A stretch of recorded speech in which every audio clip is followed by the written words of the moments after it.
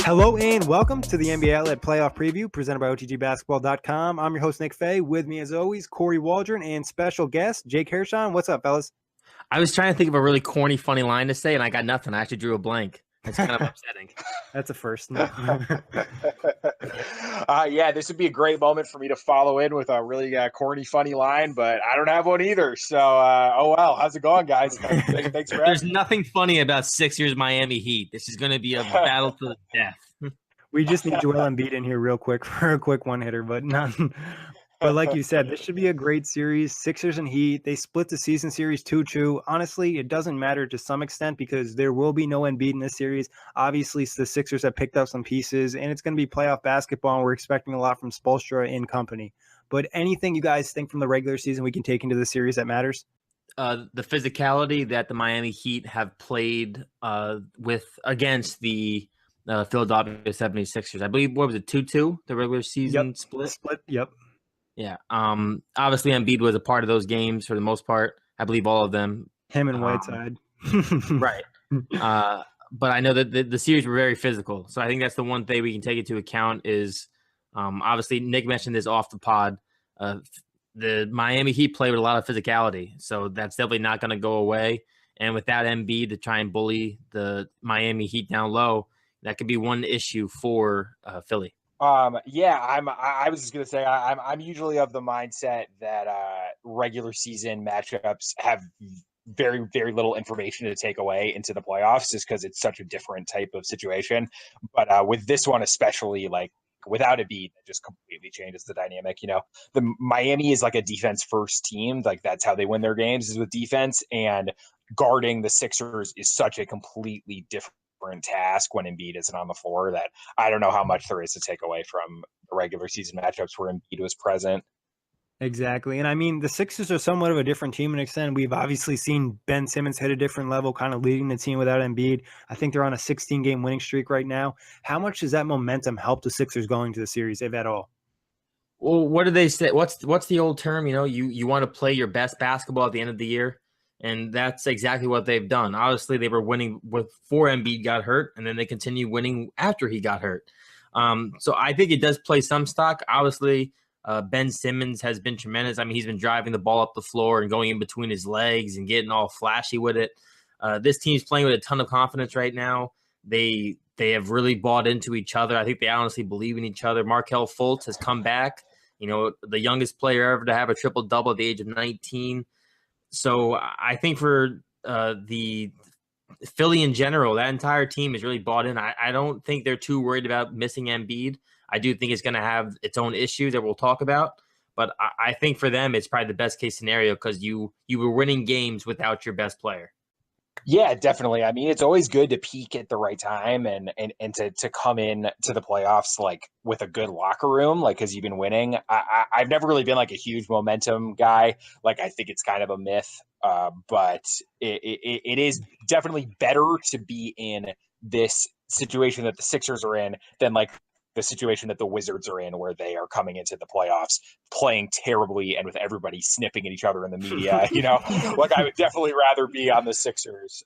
So yeah, I mean, we'll see how well they can carry the winning streak into this series. Yeah, or a team like the Bucks who catches a 35-point L before the season ends. But where do we think the Sixers can attack the Heat in this series? The Sixers can attack the Heat. I mean, honestly, the three-point line, you just got to hit your shots, the threes. And J.J. Redick's a three-point shooter. Marco Bellinelli, Dario Saric has been really good for them this year too.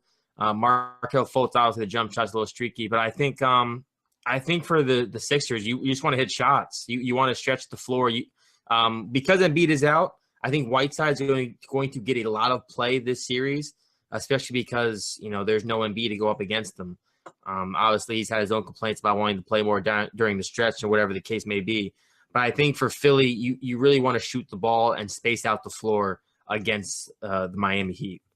Yeah, the threes are definitely going to be really key because the Heat are going to try and make Ben Simmons beat them for sure. Like I think they're going to try really, really hard to choke out those shooters, Redick, Covington, those guys that can really like break your back when they get going. I think without Embiid, they're going to really try and run those guys off the 3-point line and try and force Ben Simmons to score, which is not his game, of course. So I think the Sixers are really, really going to have to focus on getting Redick off those screens, getting Covington off those screens, wide open looks, and Ben Simmons is going to have to be able to get to the rim. He's going to have to be able to beat on Whiteside. He's going to have to be able to score over Kelly Olynyk, who's the guy who's actually been playing really great for the Heat this season. And then I think they're definitely going to have to take advantage when they go a little smaller, when they get like some of those James Johnson at center type lineups. I think those are definitely going to be keys. Yeah, I agree. I think Simmons is going to really have to attack those one-on-one matchups, and that's something we've seen him be able to do. We obviously can't really shoot the ball, but scoring that close range, that little area around the rim, those like little flip shots, he gets creative around there. I think that's going to be a big deal. Also, I think defensively, the Sixers have been great defensively this season. Top 3, third in the league, 102 defensive rating. The Heat aren't known for their offense. I think if they really lock into it defensively, it should really help them in the series because the Heat just don't have a ton of talented offensive players that can create for themselves. Yeah, that's what it's going to really come down to. Is I think the teams are pretty evenly matched when they don't have when the Sixers don't have Embiid, but it's really going to come down to the fact that I just don't think the Heat can score on the Sixers. Yeah, I think the Sixers are a really great defense. Yeah. So I think that's going to be, if they keep playing the defense, they've been playing some really good defense on this winning streak too, and they have a lot of different pieces too. Also, to get back to that 3-point shot, somebody who's been nice in the playoffs too and had some big moments in the past is Marco Bellinelli. So that could be another guy that can glide it up for them a little bit. Where do we think the Heat can attack the Sixers?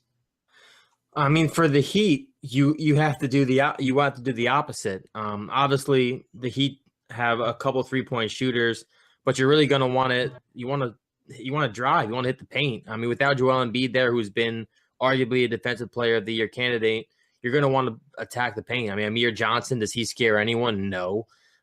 So I think for like guys like Whiteside, Bam, Kelly Olynyk, James Johnson, those guys are bulls. They can bully down low a little bit, and then you still got to go on Dragic, who can finish around the hoop very nicely, while you have a Wayne Ellington who's been tremendous this year. I think Wayne Ellington deserves, obviously he's not a 6th man of the year candidate to me, but like a bench player of the year, he's got to be up there with how many threes he's hit off the bench this year for the Miami Heat.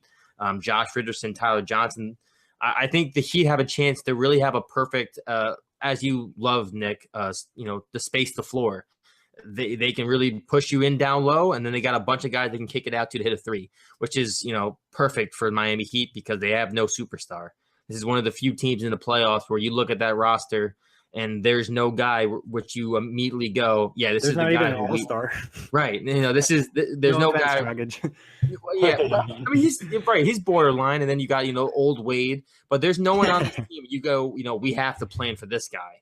It's basically, we have to collectively hold this team down so they don't collectively beat us, which I think is something that goes in Miami's favor, especially for a series like this where you're going against a very young Sixers team who, before this 14-game win streak, they really had a tough time closing games. Earlier in this season, they were not finishing those close games. They weren't, closing out when they had leads. I mean, obviously the playoffs are different and they've been winning lately, but to me, that's still something you need to prove in the playoffs first. Yeah, I definitely agree. And I think those two elements, the like crunch time element and the like lack of a superstar for the Heat are going to be really interesting here. Like, I think the Heat's game plan, their roadmap is going to be like slow it down, like super balanced offensive attack where we're using 20 seconds of that clock and we're getting like super efficient buckets. And then on the other end, just try and lock them down as best you can. I think they're going to be trying to win these games like 90 to 87, like you just keep it close. Don't let the Sixers get like momentum going. And then you just hope that you can go like Wade takeover versus Ben Simmons takeover at the end, and like old man Dwayne Wade can just like turn on the magic one last time, little farewell tour action, and just like hit some shot probably shouldn't get you a win. Yeah, no, I think the fact that Embiid is out, it really helps the Heat because they can go to that small ball they do like to play sometimes. I think one area for the Heat where they maybe could capitalize, Corey kind of hinted at this, they are a young team. They're highest in the league in turnover percentage. So if they're able to force some turnovers and get a couple easy baskets, like I mentioned, offensively, the Heat do struggle to score at times. So if you can get a couple easy ones, that's definitely going to help your case and maybe fluster that Sixers team that's a little bit younger and doesn't really know what to deal with playoff pressure and playoff physicality. Moving on, though, what would be some key matchups in the series for you guys? I guess one key matchup for me would be Ben Simmons versus Justice Winslow.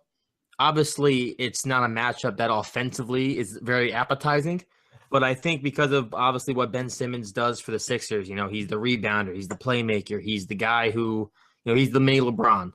And Justice Winslow, obviously, offensively is very raw and rigid and disgusting to watch most times. But he's a big body and he plays very good. His 3-point shot. Give him some love. He's gotten better. I'll give him credit. But I think that matchup to me is kind of eye-catching because, without Embiid, like you mentioned earlier, Jake, they really need to limit Ben Simmons. They really need to put more pressure on him. And I think a physical guy like Justice Winslow, if he's constantly, bumping bodies with Ben Simmons and you throw in a James Johnson who's constantly bumping bodies with Ben Simmons, they could really throw him off his game, kind of like how people did to LeBron early in his career. They got really physical with him. So I think that's one matchup in particular I'm going to be looking at. Yeah, I mean, that's a really, really good point, Corey. That's pretty much going to be the key matchup. And I'm not sure if the key matchup is just going to be Ben Simmons versus Justice Winslow. I think it's going to be Ben Simmons versus whoever the Heat are going to throw at him, because I don't think he's the type of guy. He is like LeBron in that way where you can't just throw one look at him. Like you got to have a few different guys who can attack him a few different ways. So I think they'll probably try Josh Richardson on him a bit, even though Josh Richardson is a lot smaller. And they might try James Johnson a little bit. Like I think they're going to throw a few different looks. It's like, do you want to throw a smaller guy on him who he can kind of just like post up and push around, or do you want to put a bigger guy on him who he's probably going to be faster than? So Justice Winslow is probably the good middle point there, but it's going to be really interesting to see how far they're having the guys back off Ben Simmons, what Ben Simmons does with that sort of airspace, and who becomes the primary defender on him a lot of the time. That's a great point. I think. Oh, go ahead, Corey. I was going to say, I think you're right. I think it's got to be a platoon effort. Just obviously after you said that, because I think you're right. Ben Simmons is one of the type of guys where you can't just have one guy limited or told, all right, Justice, all game is just you on Ben Simmons. Best of luck.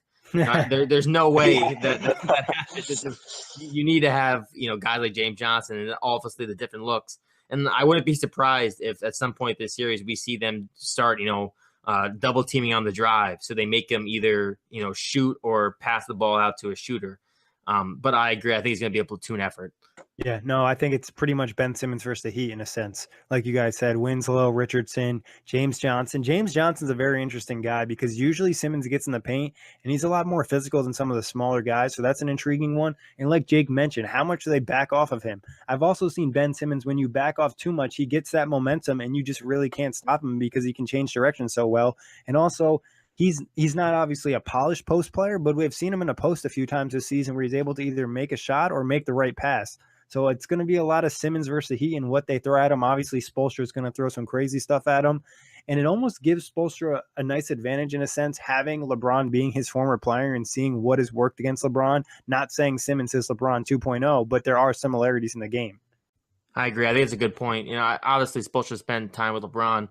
And like you mentioned, they're not exactly alike. It's not LeBron 2.0, but there are a lot of similarities in how their game is, and how they, how they look at the floor, how they attack the floor and everything else. So I do think there are some things you can pick from, that mind of Eric Spoelstra where he can try and throw different looks at Ben Simmons. What about Whiteside in this series? Do we think he can have a big impact? Hell yeah.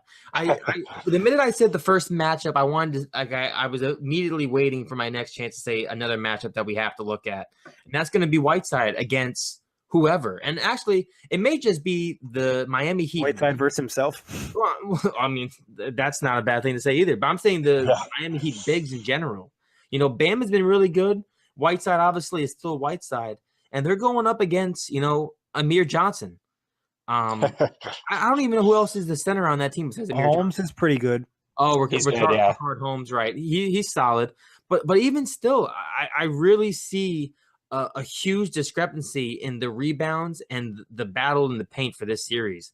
I still think, I think Miami can really exploit some issues that are going to be had without Embiid. Embiid and Whiteside got into it earlier in this season too. There's no Embiid this time. Whiteside can really dominate the post. There's no 7-footer that's going to be able to really lock him up down low. So yeah, I think Whiteside is going to be a huge issue for Philly. I actually am sort of leaning the other way on it. I think Whiteside is probably going to play less in this series because of the fact that Embiid's not going to be around.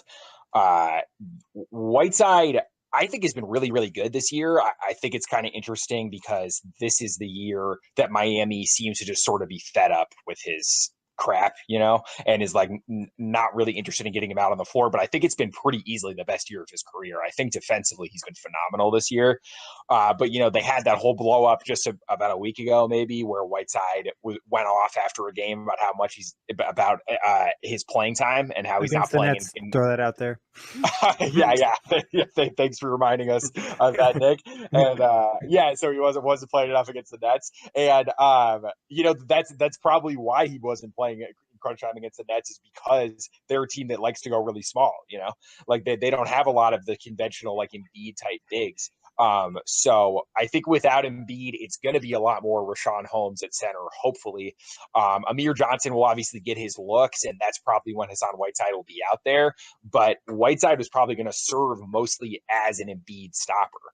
On offense, they don't want to put the ball in Whiteside's hands and have him like go in the post, because I was just looking earlier today, the Heat's offensive rating with Whiteside on the court this year has been like 100 or 101, like really awful. Like that's like bottom of the barrel. So they want him out there defensively for Embiid, but if Embiid's not out there, then I think his role is going to become pretty limited. And Bam, Kelly Olynyk, and James Johnson probably a lot more of those minutes at center. Yeah, it's definitely interesting. And Whiteside, like you said, it's almost like I said, Whiteside versus himself, because I feel like the Heat have expected more from him this far in his career, especially the way he came into the league. Well, not even when he came in the league, when he came into Miami, he really had that success. So it's going to be up to him to really earn those minutes and have an impact. But like you said, Jake, if they go small, they're not going to want to play him. Yeah. Any other key matchups for you guys? I do want to say, Jake, to your point, I think you make a good point. I think Whiteside actually could see time, off the floor if the series is to become a smaller ball type of thing, which they could do. And obviously, when the Heat have gone smaller, Bam has been, the more what's the word I'm looking for? He's been more usable against small ball. Right. He's got James Johnson at 5 a lot too, which I think is nice. Yeah, and with Bam, he's got that kind of like DeAndre Jordan kind of build. He's more of a I can run up and down the floor. Yeah, so I agree that really the Whiteside thing can go both one or two ways. I just think if you have a big body like that who can get those rebounds and everything else, that you utilize that, especially because without Embiid, Ben Simmons does need to drive more. And I think if Ben Simmons is driving into a Whiteside, I think, to me personally, that would be a little bit more of an issue than driving into a Bam or a James Johnson. Yeah, I mean, it's definitely an intriguing point. You look at Whiteside as more of a solid thing. The one thing I guess I would like about Bam is the fact that just athleticism to kind of get up and really contest those shots up there, because Ben Simmons does definitely have some nice jump in him. But deciding factor in the series. Dwayne Wade. Oh. No, I'm kidding. I'm sorry. I wish, but it's not 2009, unfortunately. I actually, we haven't talked about him really, but I think it's going to be JJ Redick. Interesting. I'm perfectly fine with Ben Simmons. I think Ben Simmons is going to get his. He's going to average right around triple-double probably this first round. On the other side, I think Goran Dragic will do very well for the Heat. I honestly think he's going to do a phenomenal job against Markelle Fultz and the assortment of guards that are over in Philly. I think Goran Dragic is going to have a really good series. But for me, I'm looking at a guy like JJ Redick because, as we mentioned, Ben Simmons is going to get a lot of attention. He's going to get a lot of double teams and everything else. And JJ Redick is the vet on this team. He's the one who's been to the playoffs before. He's the one who's done this, numerous times. He's knocked down the big 3-pointers, the big shots in his career. And I think that kind of veteran leadership without an Embiid, somebody on this team is going to have to step up come playoff time. And I think Dario Saric will be great and everything else. But I think a JJ Redick could really be, a game changer if he's hitting threes and he's, doing the little things. I actually think JJ Redick could be a game changer. Yeah, I really like that choice. I think JJ Redick and the Sixers shooters in general are going to be huge. I think at the end of the day, the deciding factor will probably be just Miami's lack of a number one scoring option. I like a good balanced offense as much as anybody, but in the playoffs against a great defensive team like the Sixers, you need a better option than Goran Dragic to just take over at the end of games. And if they had a 2009 Dwayne Wade, or if they had like a really great number one option, I think they could take this series, but ultimately I don't think they will. Yeah, I think the lack of number one option is going to hurt them. I also think coaching will be a factor in a sense too. Obviously, we've hinted at it a few times. The Philly is a young team, so Brett Brown's going to have to keep them in check, keep them disciplined. And then Spoelstra on the other side obviously has some great playoff experience and has he has some tools on his roster. He doesn't have any elite guys, but he can definitely mix and match. So I think that's going to be something to keep an eye on. Predictions for the series. I'm going to bring out a real shocker here. I'm going to go with the Sixers in 6. I knew you just said that just so you could say Sixers in 6. Yes. All right. I'm going to take the Sixers in 7.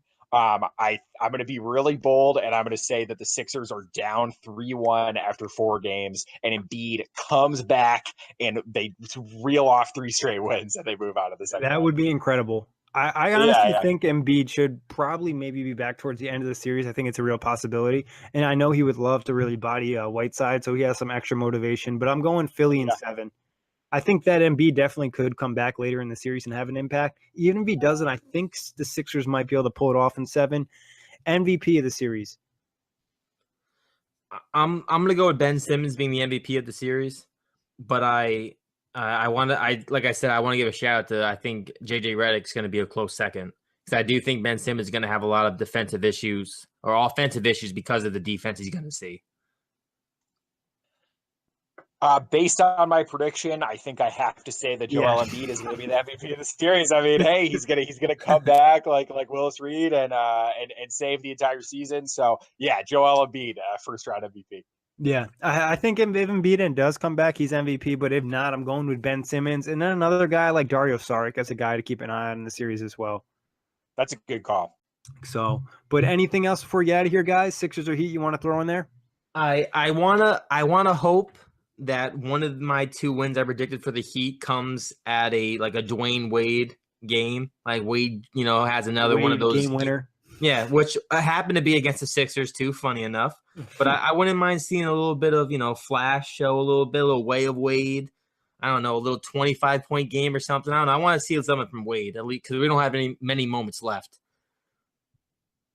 Yeah, honestly, one guy we haven't mentioned that I'll be keeping an eye on is Richardson. We talked about him a little bit, but I think he's a guy, a lot of people have mentioned him being possibly the Heat's best player. And it's, we want to see what he can do in a series like this. This is always, prove yourself in the playoffs. I'm glad you shouted out Josh Richardson. I think he is the Heat's best player, and I think he's really, really good. So hopefully he can have a big series here. Another guy I just wanted to mention again is Kelly Olynyk, known playoff hero. Kelly Olynyk hit however many threes in Game 7 last year against the Wizards, but he has had a legitimately great season. And I still don't really understand why they gave him the contract that they did, but he's a really good player, and he can give them some really interesting lineups. So. I will say this: if the Sixers lose either Game 1 or Game 2, they could lose this series. That's my only hot take I'm going to make. Is if Philly doesn't come out of the gate really strong, I actually think they could. I'm just going to shut up. I want to say I do have doubt, because I still worry about being able to close games. The youth to me is still something I worry about, even though the Sixers have been the better team. And I mean, honestly, I don't know how you guys feel about the Raptors or anybody else. I actually think the Sixers are the best team right now in the East. but their youth and inexperience in the playoffs is something that does concern me, because we've seen how they've looked, earlier in this season, and they've blown wins and everything else. So I do have a concern with the youth. That's just one thing I want to say. The one thing they do have on their side is they do have some nice veterans who've played in the playoffs. JJ Redick, I think, has been in the postseason every year. He's been in the NBA. Marco Bellinelli is another guy who's been in there. I'm sure Irsan Ilyasova has made the playoffs a few times. So I think that I am concerned with the youth in a sense, but that's why I said Brett Brown is going to have to do a good job of keeping his team, even keel. But that wraps it up for today. Thank you, Kory. Thank you, Jake, for hopping on. As always, thank everybody for listening. And you can check out all the playoff previews on iTunes, Blog Talk Radio, and OTGBasketball.com. For the glass, trust the process. Thanks, guys.